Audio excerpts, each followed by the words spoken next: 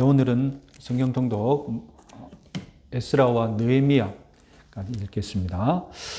느헤미야 오늘 2장까지 읽도록 하겠습니다. 자, 보시면 역대기가 끝나는 곳을 바로 에스라가 이어받고 있습니다. 역대하 36장 마지막 말씀이 에스라 1장에서 반복되고 있습니다. 그래서 바사왕 고레스 원년에, 이것은 바벨론을 정복한 해인데 주전 538년이 되겠습니다. 그리고 느헤미야 13장 6절을 보면 아닥사스다 왕 32년에 이런 말이 나오는데, 이것은 느헤미야가 이때의 두 번째 예루살렘을 방문하겠다고 왕께 요청을 합니다. 이때가 언제냐? 주전 423년경이 됩니다. 그래서 이 해에 아닥사스다 왕이 사망하게 됩니다. 그래서 에스라 때부터 느헤미야까지 약 100년이 안 됐게끔, 그죠? 한 세기의 역사가 기록이 되어 있습니다. 에스라가 먼저고 느헤미야가 나중인데, 이 활동 시기에 관하여서 많은 문제가 있습니다. 그래서 에스라가 먼저다, 느헤미야가 나중이다. 성경 원래 되어 있는데 학자들에 의하면 느헤미야가 먼저 아니냐. 그래서 에스라가 뒤에고, 이런 의견들이 있거든요. 그래서 한때는 느헤미야가 먼저다, 느헤미야 우선설이 득세를 하기도 했습니다. 그러나 모든 문제를 만족시킬 수 있는 해답을 찾기가 힘듭니다. 그러나 지금은 이제 전통적인 순서가 대세로 에스라가 먼저고, 에스라의 기양 이후 느리게 에스라의 종교개혁이 진척되고 있다가 느헤미야가 와서 느헤미야는 정치적인 개혁을 일으키면서 두 사람의 개혁이 시너지 효과를 내는 것으로 이해하시면 되겠습니다. 에스라와 느헤미야는, 이 두 인물은 낮과 밤만큼이나 서로 다르다. 어떤 학자가 이런 말을 했습니다. 에스라는 아시다시피 제사장 겸 서기관입니다.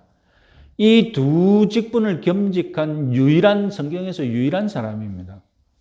그래서 에스라에게는 제사장이니까 아론까지 올라가는 족보 소개가 자신을 위해서도 필수적이죠. 그래서 에스라에는 레위족의 족보가 소개되어 있습니다.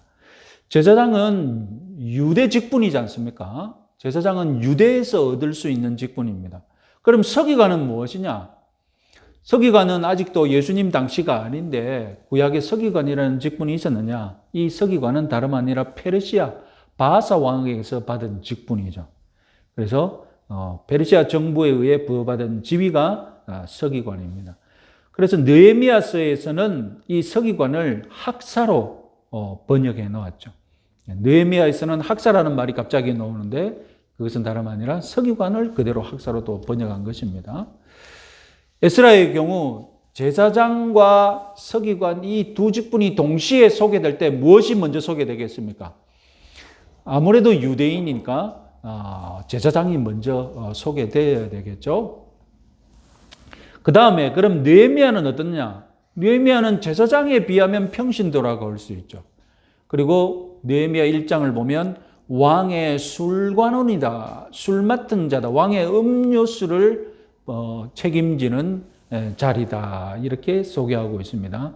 아시다시피 고대에는 왕의 술관원은 고대 아주 높은 직분이었지 않습니까? 그러니까 느헤미야는 제사장이 아니니까 제사장과는 다른 관심을 가지고 이 기양에서 돕게 됩니다. 이스라엘을 돕게 됩니다. 자, 에스라는 이름이 에스라, 이 아자르라는 돕다를 뜻하는 아자르라는 단어에서 파생했습니다. 느헤미야는 나함, 위로하다라는 단어에서 이름이 파생되었습니다. 궁극적으로 이스라엘을 돕고 이스라엘을 위로하시는 분은 여호와 하나님이시지 않습니까? 그런데 에스라와 느헤미야는 이제 이스라엘에 와서 하나님을 대신해서 하나님의 사명을 받아서 자기들이 돕는 자, 위로자로 활동하게 됩니다. 이것은 많은 의미가 있죠. 오늘날 저와 여러분들이 하나님을 닮은 자, 하나님의 자녀, 하나님의 백성이라고 하지 않습니까? 그러면 우리도 다른 사람을 돕고 다른 사람을 위로하는 돕는 자, 위로자의 삶을 살아야 되겠죠. 자, 에스라의 활동을 보시면 귀향 목적은 밝히지 않습니다. 그러나 제사장다운 결심과 활동을 보여주죠. 제사장이니까 무엇에 관심이 있습니까? 제사장이니까 제단과 성전에 관심이 있죠. 그래서 먼저 제단을 먼저 세우고 다음에 성전을 건축합니다. 다음에 느헤미야의 활동을 보시면 예루살렘의 소식을 듣고 페르시아에서 지금 고생을 해서 포로 생활을 하고 있는데 예루살렘이 어디 됐다는 소식을 듣죠. 그리고 눈물로 기도를 하죠. 그리고 왕에게 내가 고향에 갈 수 있도록 청혼을 하게 됩니다. 이것이 귀향의 목적입니다. 그리고 술관원이니까 제사장도 아니고 지금 페르시아의 관직을 가지고 온 사람이지 않습니까? 그러니까 성전에는 자기가 무엇을 관여할 수가 없지 않습니까? 그러니까 무엇에 눈을 돌립니까? 자기가 할 수 있는 일이 무엇인가 돌려보니까 예루살렘 성벽, 예루살렘 성이 있으면 벽도 있을 거잖아요. 그 벽이 다 허물어져 있는 거예요. 그래서 느헤미야는 제사장이 아니니까 에스라가 제사장으로서 성전과 제단에 관심을 두었다면 느헤미야는 무엇에 관심을 두었다고요? 성벽 재건에 관심을 두었습니다. 그리고 에스라를 읽으면 이제 달력을 셀 때 유대인이니까 유대인 달력은 어떻게 셉니까? 음력을 세죠. 그래서 우리와 똑같습니다. 그래서 첫째 달, 둘째 달, 셋째 달 이렇게 세거든요. 그래서 정월, 2월, 3월, 4월 이렇게 셉니다. 그러면 느헤미야는 달력을 어떻게 세겠습니까? 느헤미야는 달력을 유대식으로 세지 않고 바벨론식으로 달력을 셉니다. 그래서 기스를월, 니산월, 엘룰월 이렇게 바벨론의 직분을 가지고 왔으니까 바벨론식으로 센다는 것을 우리가 볼 수 있습니다. 자, 에스라서를 두 개로 구분할 수 있습니다.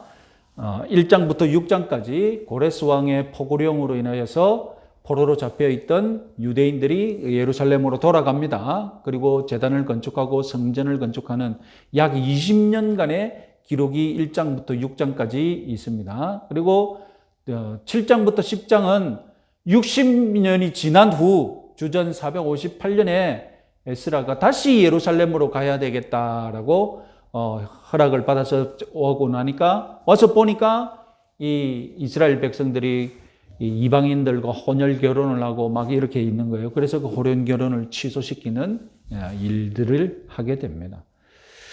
다음 느헤미야는 3등분을 할 수 있겠습니다. 1장부터 7장까지는 예루살렘 성벽을 재건하는 것 감독으로서 하고 그리고 이 감독을 할 때 성벽을 재건할 때 바벨론 사람들이 어떻게 도와줬는지 그리고 에스라의 첫 귀향자들의 명단을 또한 추가하고 있습니다. 8장부터 10장까지는 에스라가 학사로 소개된다고 했지 않습니까? 이 학사 에스라가 이제 느헤미야의 같이 도움을 받아서 율법을 낭독하고 그 부흥회가 일어나는 거죠. 그래서 레위인들이 기도하게 되고 언약을 갱신하게 됩니다. 마지막으로 11장부터 13장까지는 예루살렘 거주자를 확정짓고 에스라와 함께 성벽 봉헌식을 하게 됩니다. 자, 에스라와 느헤미야 공통점 정리를 해보면요. 첫 번째, 바벨론에서 아닥사스다 왕의 축복과 허락하에 귀향을 하게 됩니다. 그리고 두 번째, 예루살렘에서 건축물을 재건하는 일에 관심을 가집니다. 아까 말씀드렸듯이 에스라에게는 제단이 시급했죠. 제단 건축하는 일에 원래 성전이 없었을 때는 제단만 있었지 않습니까? 그리고 성전을 한마디로 생각하면 제단을 안치해 놓은 공간이 되겠죠. 그래서 에스라는 시급하게 제단부터 먼저 만들고 다음에 초라한 성전을 짓게 됩니다. 그리고 에스라를 읽어보면 성벽 이야기는 아예 없죠. 언급도 하지 않습니다.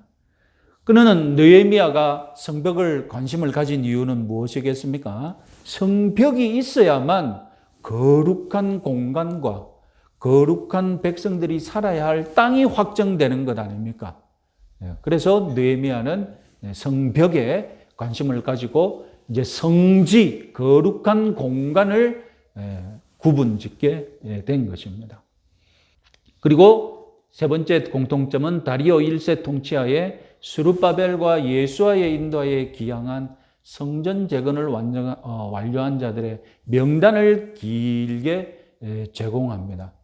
그래서 이 긴 명단, 에스라에도 명단이 한 번 더 언급하겠지만 에스라에도 명단이 많고 느헤미야도 꼭 명단을 많이 하는데 이것은 특별하게 왕의 명단도 아니고 의미 있는 족장의 명단도 아닌데 이 명단이 오늘날 저와 여러분들에게 무슨 의미가 있겠습니까? 그러나 조금 자세히 생각해 보면 결국 하나님의 일은 무명의 백성들이 다 감당하는 겁니다. 그렇잖아요. 에스라가 나와서 지도를 하고 느헤미야가 나와서 인도를 했지만 결국 그 지도를 받아서 성벽을 세운 사람들은 다 누굽니까? 다 백성들이거든요. 그죠? 제단을 세우고 성전을 초라하지만 그나마 지은 것, 에스라가 했겠습니까? 느헤미야가 했습니까? 그들은 감동만 했고 결국은 다 이스라엘 백성들이 다 지었다는 거. 하나님은 그 손길들을 잊지 않고 기억하신다는 사실을 명심하시기 바랍니다. 저와 여러분들의 조그마한 수고도 하나님이 다 기억하실 줄 믿으시기 바랍니다. 그래서 명단을 읽을 때에 그런 의미를 가지고 읽으시기 바랍니다. 그리고 공통점, 우리 하나님의 손이 내 위에 있다라고 두 사람 다 하나님의 손길이 자기들을 인도하고 있다고 이렇게 간증했다는 것입니다. 자, 에스라 7장 28절 말씀 또 한번 읽어보겠습니다. 또 나로 왕과 그의 보좌관들 앞과 왕의 권세 있는 모든 방백 앞에서 은혜를 얻게 하셨도다. 내 하나님 여호와의 손이 내 위에 있으므로 내가 힘을 얻어 이스라엘 중에 우두머리를 모아 나와 함께 올라오게 하였노라. 내 하나님 여호와의 손이 내 위에 있다. 에스라의 고백이고 느헤미야 2장 8절 같이 한번 읽어보겠습니다.